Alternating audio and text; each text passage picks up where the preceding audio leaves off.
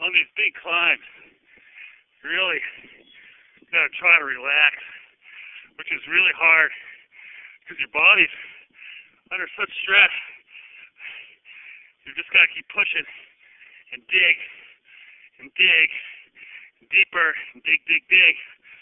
Wow, this is such an amazing, amazing experience. Wow, your body just gets completely broke down. Oh. The human body is just this incredible machine where you can just keep, you think you don't have any more left, and you just keep going and going and going and going. It's pretty cool. So, you get past the first 20 miles, they're hard.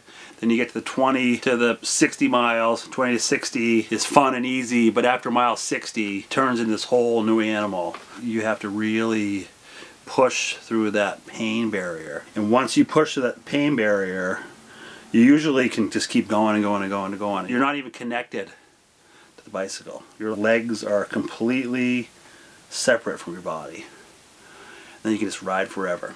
Say it's a big downwinder out in the bay or a race, is that when I'm doing it, I'm completely in the moment. I'm not worried about anything else in life. Like, I'm just doing what I need to do. Afterwards, there's this gap in time that went by. So even though I was so focused in the moment, I didn't really realize that an hour or two has passed until it's done. When you transition from your bike and you begin the running, that is a tricky time for a triathlete, or at least for me.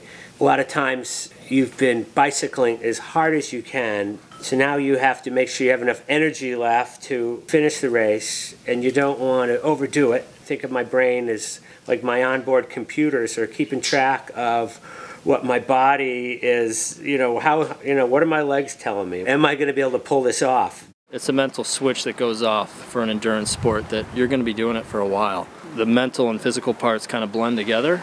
But in all honesty, I think when I can get myself in a zone where I almost just I'm focused, but I'm also just kind of spaced out, put the training in, and I'm in good shape, then mentally I feel prepared, and then I can kind of relax into it and just go.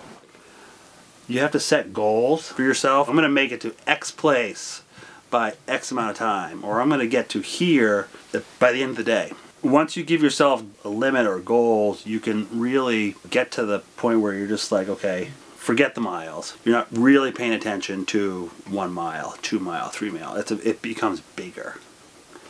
And then, so if you can train your mind not to be so pinpoint on a specific task or pressure, you can really start to expand yourself and really, take it to the next level. I would focus on a place on the road and almost become hypnotic and just feel my breathing, get into a zone and just try to get into a total rhythm. You kind of get to the point where the soul meets the body. You're just like, well, what the hell am I doing out here? Or you kind of forget where you are. Kind of like an outer body experience.